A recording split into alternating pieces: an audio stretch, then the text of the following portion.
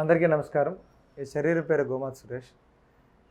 ఈ గోవులు వెనక తిరుగుతూ ఉంటాను కాబట్టి చాలామంది ఈ గోవు సురేష్ అని గోమాత్ సురేష్ అని పిలుస్తూ ఉంటారు. అదొక ఇంటి పేరుగా జరిగిపోతుంది అంతే. ఈరోజు మనం ఒక చాలా అద్భుతమైన ఔషధం గురించి మాట్లాడుకోవాలి.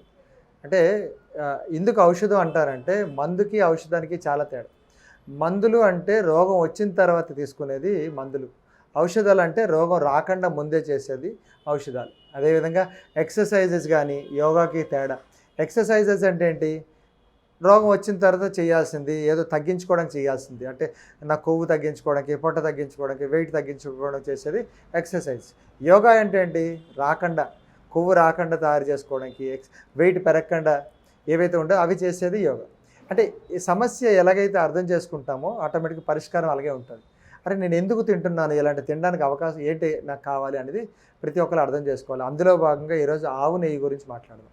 ఆవు నెయ్యి అంటే సృష్టి చిలకడం వల్లే వచ్చింది. సృష్టిలో ఉన్న ప్రతి ఒక్క వస్తువులు చిలకడం, మర్దించడం వల్ల జరుగుతూ ఉంది. అలాంటిది అంటే మనం రాక్షసులు దేవతలు చిలికిన్నారు, మేరు పర్వతాన్ని చిలుకుతున్నారు, పాల సముద్రాన్ని చిలుకుతున్నారు అంటే అక్కడి నుంచి చెప్పుకోవచ్చు ఈ కథ. రైట్. ఒక నెగిటివ్ పాజిటివ్ ఎప్పుడైతే జరుగుతుందో న్యూట్రల్ జరుగుతుంది. 3 ముందుకి 3 వెనక్కి, లేకపోతే 6 ముందుకి వెనక్కి. ఎప్పుడైతే మధ్యం జరుగుతుందో సెంట్రల్ నుంచి ఒక న్యూట్రల్ సిస్టమ్ వస్తుంది. దాని కాలం బ్రహ్మతత్వం అంటాం. అంటే బ్రహ్మతత్వం.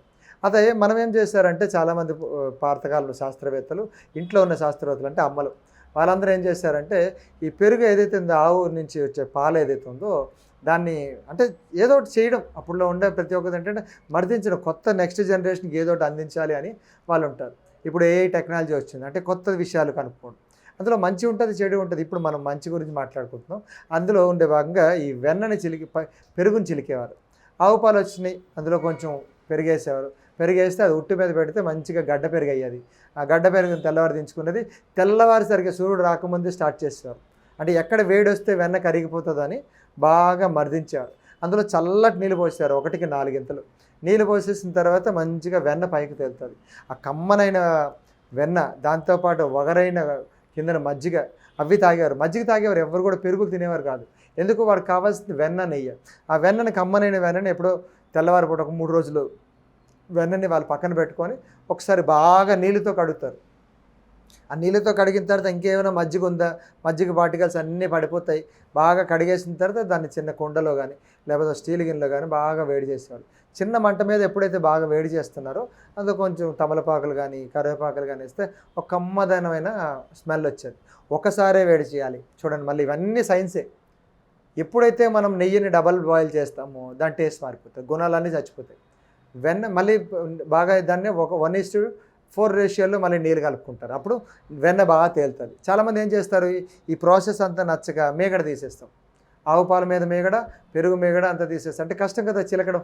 దాన్ని మిక్సీలో కొట్టేసి దాన్నే మనం వెన్న అనుకుంటాం. కాదు, ఎందుకు ఈ మర్దన జరగాలి? ఈ స్పీడెడ్నెస్, లెఫ్ట్ రైట్ చన్నింగ్, ఆటోమేటిక్గా లెఫ్ట్ రైట్ చన్నింగ్ చేయడం వల్ల న్యూట్రల్ స్టేట్ వస్తుంది, బ్రహ్మతత్వం. ఏ ఇంటిలో కవ్వం అయితే నడుస్తుందో, కవ్వం అంటే మనం ఈ రబ్బింగ్, ఆ ఇంట్లో గొడవలు ఉండవు. ఎందుకంటే neutral state and more lifting చేసి చేయాలి. ఒక మెడిటేషన్. కిందకి తగిలితే కొండ పగిలిపోతుంది, అంచులు తగిలితే కొండ పగిలిపోతుంది. అంత దీనిగా మంచిగా చేసేవారు, లేపి చేసేవారు హాయిగా. నడుములు నీట్గా ఎక్సర్సైజ్ జరిగేవి.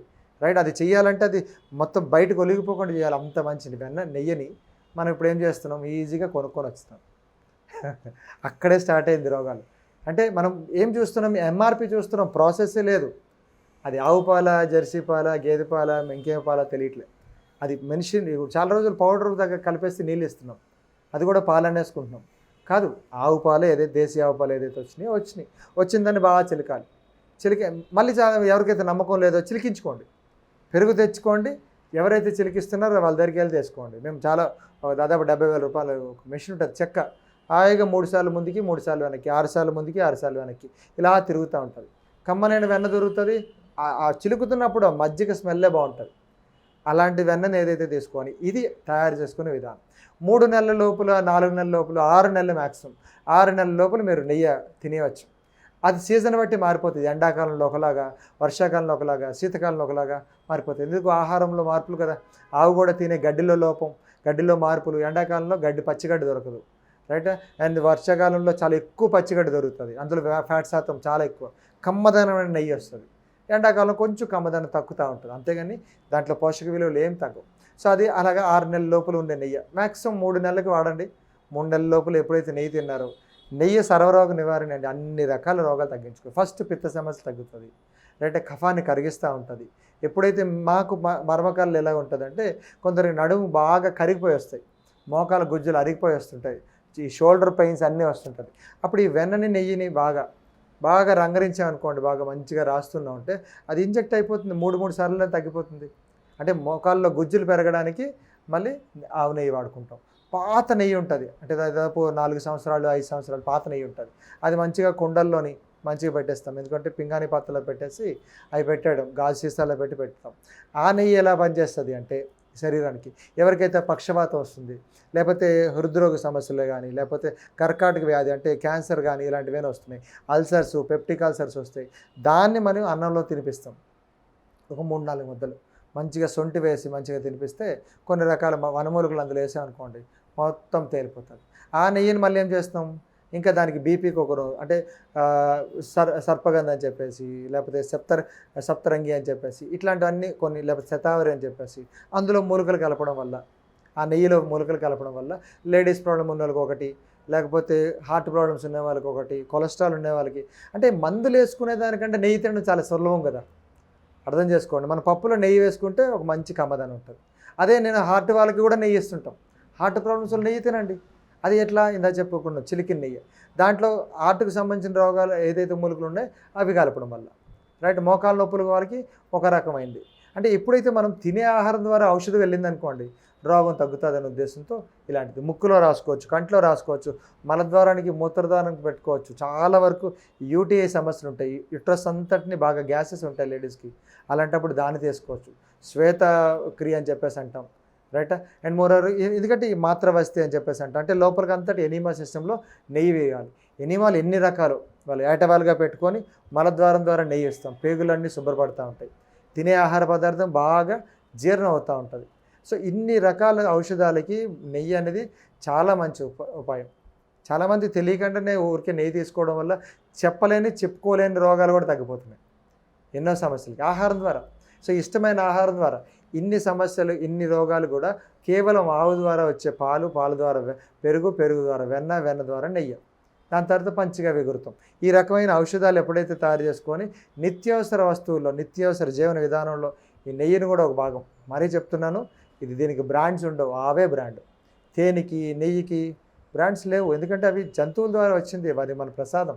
అలా అనుకొని ఎప్పుడైతే మనం తీసుకుంటామో దానికి అటు ప్రాబ్లమ్స్ ఏమి లేకుండా, అంటే దానికి ఒక పద్ధతిలో తయారు చేసి ఎవరైతే చేస్తున్నారో గంగి గోవు పాలు గరిటెలనే చాలు. అలాగే నెయ్యి కూడా ఎంత తక్కువ తీసుకోవాలి, ఎక్కువ తీసుకొని మళ్ళీ ఒళ్ళు కొలెస్ట్రాల్ పెంచుకోవాల్సిన పని లేదు, రాదు కూడా. నెయ్యి ఎవరైతే బాగా ఎక్కువ తింటారో వాళ్ళకి కొలెస్ట్రాల్ ఫ్రీ ఉంటుంది రైట్. ఇంకా చెప్పుకోవాలనుకుంటే వాళ్ళకి బాడీ పెరగదు, ఎంత ఉండాలో అంతే ఉంటుంటుంది, తేజవంతంగా ఉంటుంటుంది. మొహానికి రాసుకోవచ్చు, చర్మ సమస్యలు అన్నిటికీ మొహానికి రాసుకోవచ్చు. అండ్ ఫేషియల్స్కి ఏవైతే ఉన్నాయో దానికి నెయ్యితో తయారు చేస్తుంటాం. అలాంటప్పుడు శరీరంలో చర్మంలో ఉండే డెడ్ స్కిల్స్ ఏవైతే ఉంటాయి అన్నీ పోతాయి. అండర్ ఆర్మ్స్లో రాసుకోవచ్చు, గజ్జల్లో రాసుకోవచ్చు.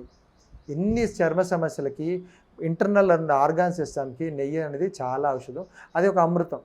సో దీన్ని అమృతాన్ని ఎలా తీసుకోవాలి, అలా తీసుకునే వాళ్ళు సురులు అవుతారు, తీసుకునే వాళ్ళు అసురులు అవుతున్నారు. ఇవన్నీ అర్థం చేసుకొని నెయ్యిల్లో మంచి విషయం తెలుసుకొని మంచి నెయ్యిని మనం తీసుకొని శరీరంలో ఉండే రోగాలు తగ్గించుకోవాలనుకుంటున్నాం.